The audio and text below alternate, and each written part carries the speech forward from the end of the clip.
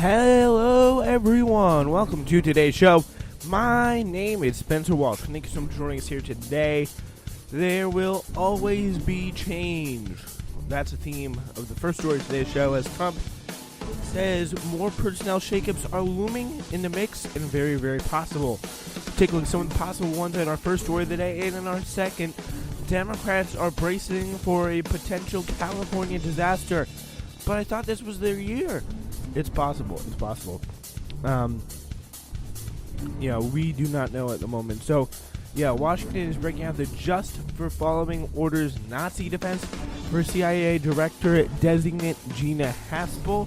And this is probably going to be people on both sides, so we'll examine how dangerous that is, that defense of her. And by the way, I mean, that is not something you want to be flip-floppy on at all. The Dick Cheney position or the most American people position was like totally against it, because most American people are. So in his first full cabinet meeting last June, Trump invited a chorus of gushing praise from his top aides, and remember that on TV, before boasting he assembled a phenomenal team of people, a great group of talent. But in the 9 months then, Trump has fired or forced out half a dozen of the incredible talented people in the cabinet room that day. His secretaries of state and health, along with his chief strategist, his chief of staff, and his top economic aide and press secretary.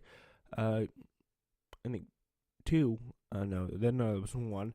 Just Sean Spicer. So his chief of staff, his top economic aide, and his press secretary. In the purge at the top may not have been over. Trump, who is famously fickle, appears to have soured on initial members of his senior leadership team, and including mulling about making changes, has some people around him convinced he could act soon. There will always be change. I think you're going to want to see change, Trump said ominously on Thursday. I also want to see different ideas. So he wants to change things up. He's a very interesting person, let's just say, in that regard. So that concludes, replacing Lieutenant General H.R. McMaster, the National Security Advisor. 3 people close to Trump said he has concluded that he should remove General McMaster, but then the time of the successor were not yet something he had disclosed to others. General McMaster, it's probably like some David Petraeus on TV. But H.R. McMaster, he's a pretty decent guy. He's one of the more reasonable war hawks in Trump administration. There are no like doves or anything like that. But out of the war hawks there, he's probably the most peaceful. He's probably the most sustained person in there. So it'd be pretty sad to see him go. But at the time, he pretty much put it this way: he's one of the guys who would tackle Trump if he had before he asked for the nuclear football.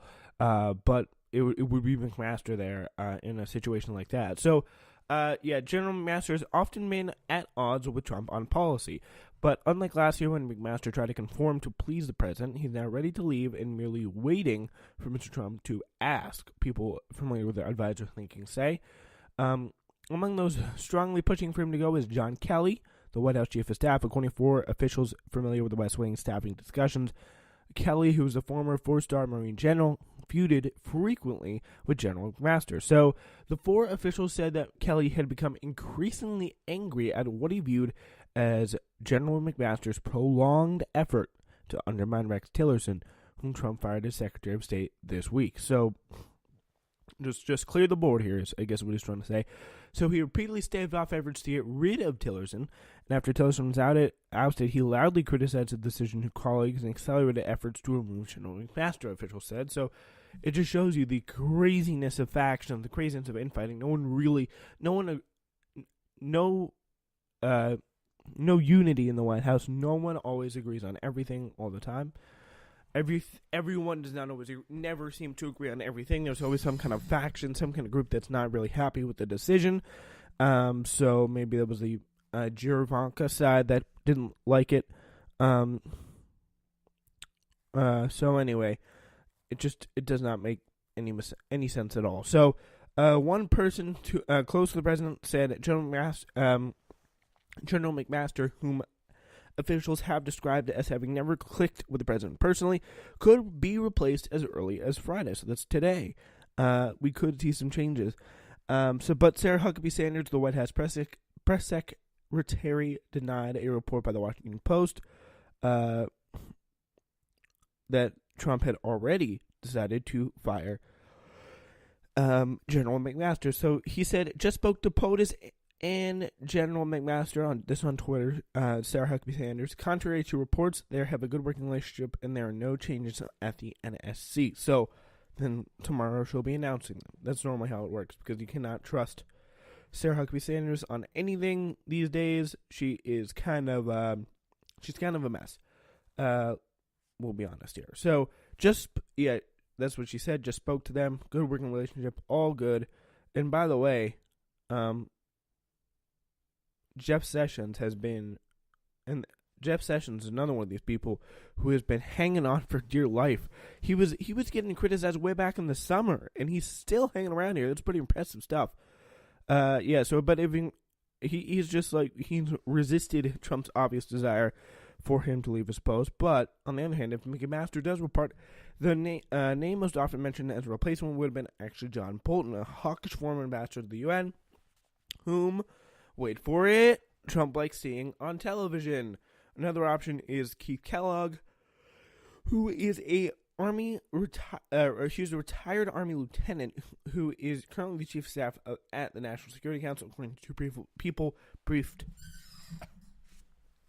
on the discussion. So, there is some resistance to him, even though Trump liked him during the 2016 campaign, according to those briefed on discussion. So Kelly himself is also on thin ice, according to officials in the White House. He is said to have angered by the president. He's said to have angered the president by privately saying no to the boss too often. Trump grew frustrated with Kelly in part for stalling the president's desire for tariffs. The president finally forced the issue a few weeks ago, announcing tariffs on steel and aluminum, which prompted Gary Cohn, who would oppose the policy, to announce his regulation. Others are at risk as well. Ben Carson, the Secretary of HUD, and David J. Shulkin, the Secretary of Veterans Affairs, who both have embarrassed the president. You can't embarrass Papa, but you cannot embarrass Daddy here. By scandalous headlines. Carson could be cut over the eye-popping $31,000 dining set. He used $31,000 dining set. He used his HUD budget to replace. And Shulkin may be replaced with over a 10-day, $122,000 European trip with his wife they took for vacation. So, those are some scandalous, typical fire your cabinet officials stories right there. It's like, what does a cabinet secretary got to do to get fired in the Trump administration? That'd be a great game show. It's a perfect SNL skit. So another option, is back to some of the things we had heard with Keith Kellogg. He seems to be a very interesting guy. I don't really know about him, though. Kellogg, by the way, another one of the chief of staff currently at the NSC, seems to be very interesting. But I don't really know too much of his positions. But the thing I found that Kelly is on thin ice. He's probably one of the the real remaining governing force in the White House. Like he's the one holding it all together. That's what I feel like is going on here. And the fact that he may go is kind of good, but you can only imagine Trump would be changing people every other day if John Kelly wasn't here, and who would they replace him with? So, I mean, for the moment, I think Kelly himself is going to stay, but I could definitely see that he is angering the boss too often, quote unquote. Apparently he grew frustrated in part for stalling the president's desire for tariffs. So that'll be interesting. So, and the big story, though, is Attorney General Jeff Sessions, whose original decision to recuse himself from the Russia investigation made him the regular target of presidential ire. The Attorney General has threatened to resign at least once, but has more recently indicated his determination to resist Trump's obvious desire for him to leave the post at the Justice Department. And I think this is the only case where we can truly see that he has a great chance of staying, because it would just look too suspicious. He already tried that with Comey and learned his lesson. So I don't know if he would want to do anything like that right now. I think the two most likely people to leave out of those people mentioned are David Shokin and H.R. McMaster. But I think Jeff Sessions isn't going to stay because just for the continuity and like security of the Russia investigation. I could be totally wrong, but I think he will stay. I don't think that would make any sense for him to try and get kicked out, because it is just it's just a point where, I mean, enough is enough. Who is he going to really replace it with? He's doing a perfectly racist job, or let's just say Republican job, out there at Attorney General already. I don't see the need to go through all this trouble to replace him over just the Russian investigation, and his base is in love with Jeff Sessions to quite a degree. So, yeah, and I mean, even Sean Hannity, back when they had this whole like feud, or it wasn't really it was really a one-sided kind of shadow boxing match because Jeff Sessions was just not punching back. Sean Hannity was like, the president's not very smart to do this, let's just say. So, yeah, in his remarks on Thursday, Trump assailed predictions of a further story of further staff shakeups by saying such reports were a very exaggerated and false story, but he hinted that his choices for a cabinet might have been different had he knows what he knows now. I've gotten to know a lot of people over the last year, Trump said. Whatever that means, it's still kind of up for debate here, which is odd. But Trump himself has a long habit of musings about staff changes that he does not enact. He does his own version of poll testing different possibilities, asking aides what they think of one another and asking outside friends and top advisors whether different people would be better in specific jobs. But he often drops the topic without acting. That was certainly the case with Tillerson, whom he needled for months before finally firing him in a tweet on Tuesday. That has also been true of Sessions, who has had to endure a series of Twitter attacks from the president, each of which prompts new reports about whether Trump is about to dump his top law enforcement official. It just doesn't seem to be that much of a problem. It certainly keeps everyone on their toes. When I say it doesn't seem to be that much of a problem, it doesn't seem to be like whenever we always go. It feels like every few months we go through this cycle where Trump gets pissed at him. He's like, should I fire him now? Is it okay to fire him now? And then Sean Hannity comes out. The media comes out like, what is going on? Oh my god. Like, but when he does that, you don't know whether he's doing it as a poll testing method, like what he did with Tillerson, what he did with Sessions. It's like kind of like a poll testing method where the public see how the people would react, or he's really about to fire him. So, yeah, and when he's about to fire him, it kind of comes in a little bit more quietly. There's only like 2 reports instead of like 20. Yeah, so it's devastating. William Daley, who served as as Barack Obama's chief of staff for about a year. No business can handle this, much less government. It's supposed to be about stability and continuity. That's just not in the lexicon. That just shows you Trump's presidency in just a few words there. That's for darn sure. It's not in the lexicon.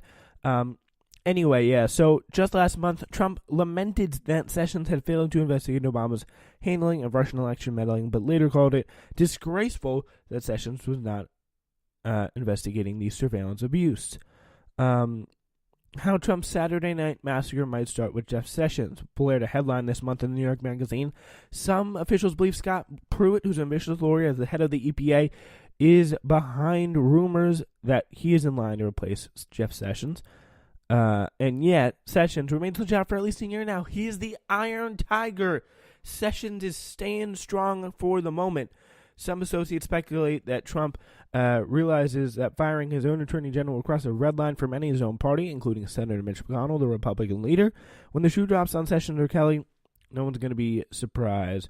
The long goodbye totally deflates their ability to be effective. So, yeah, that is going to be something that that does seem to be at the moment. It seems to be very true. It's kind of hard to be in a job where you're like, oh, I'm going to leave. I'm about to leave. Am I still here? Okay, goodbye. And then, yeah, it's just a really weird dynamic. Anyway, so yeah, that seems to be the situation that we got. We need to take a break because we got great stories for you. Stay with us. This is